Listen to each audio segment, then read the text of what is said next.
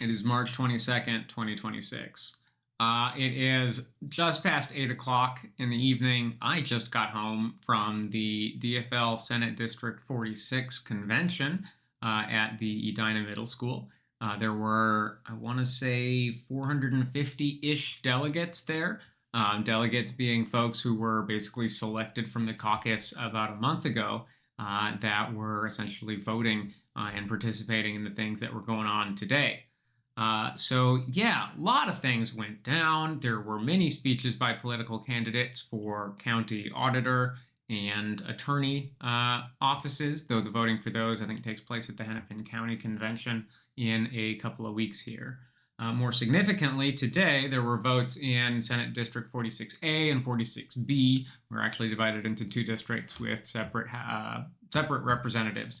And the Minnesota State Senate roll was the most interesting for sure. So to kind of lay it down, there were two people running, as it often is. One was the 20-year incumbent, Ron Latz, who I've spoken about earlier. He has been, he's been emailing me because I think I sent him an email once and then I just magically appeared on his email list, or else he just copied down everybody who was at the caucuses. But 9 times out of 10, when you get an email from him, he's just revisiting the Annunciation shooting and his gun control bills. He's the one who wants to pass draconian name brand gun bills, or gun bans, as well as over 10 round magazine bans, which I've given my opinion on before. I'm not for them. I think that there's room for gun control. I don't think that's it. I would like really to make sure that we are not squandering an opportunity to build a wider coalition with democracy-curious Republicans, because there have to be some out there. Republicanism is not what it used to be, very literally, and I'll actually going to link up a Heather Cox Richardson video on that, because she did an excellent rundown just a day or so ago. Anyway, all that to say, Ron was the incumbent, Lynette Dumalog was the challenger for that Senate seat, and interestingly enough, the vote got split almost exactly 50-50. I think it was off by 1 or 2 votes. But it's a 60% to win the DFL endorsement, so neither candidate got it.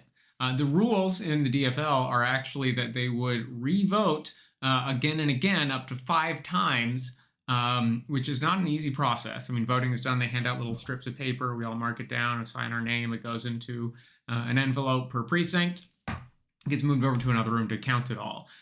So a race that close was kind of incredible to see. And both of the campaigns for each of the candidates met and basically decided, let's just not have an endorsement. There's no way we're going to see a big shift because the race is so evenly split right down the middle.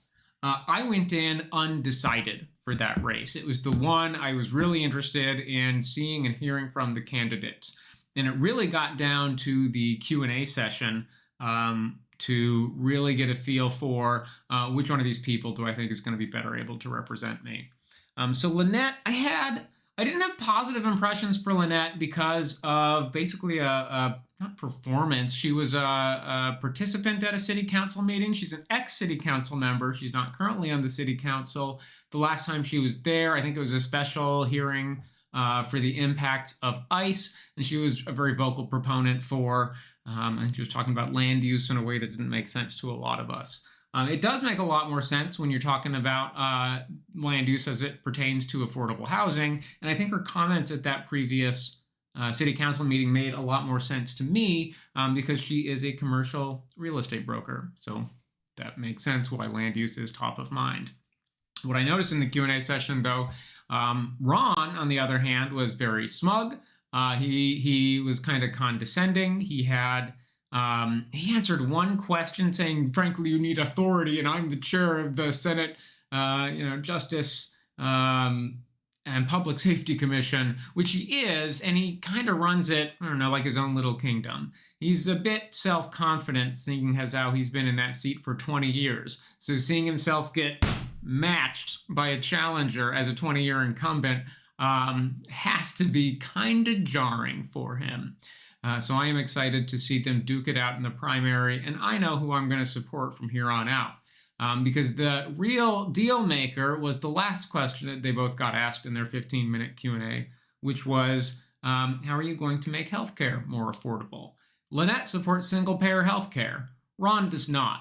I think the way that he phrased it was universally available healthcare through insurance companies. And frankly, that's just a shit answer. Insurance companies are evil, full stop. No other country has to deal with these blood sucking vampires that exist solely to deny claims and suck up money that should be going to healthcare institutions. In fact, another one of the major problems affecting our community right now is the impending closure of our publicly available Hennepin County Medical Center.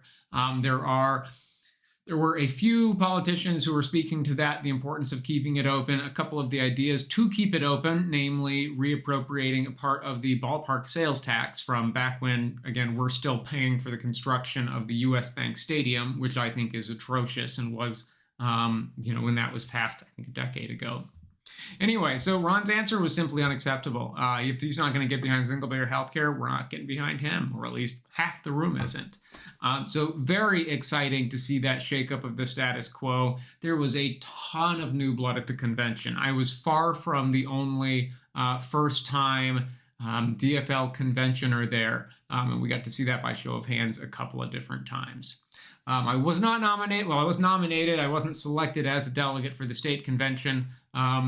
Walking caucuses are a whole thing, and I'm not going to try to talk through them right now. It is very confusing until I was in the room, and part of it, I really did not understand what was going on. But then it kind of did make more sense, and it's kind of interesting. So I'll know what to do more next year, and I took a couple notes to help you prepare. But most importantly, I haven't eaten anything. I guess I had a piece of pizza and like 2 little things of fruit snacks while I was there. But I think it's peanut butter and jelly time because I'm dying. All right. Well, that's enough democracy for today, and that's enough YouTubing. Take care.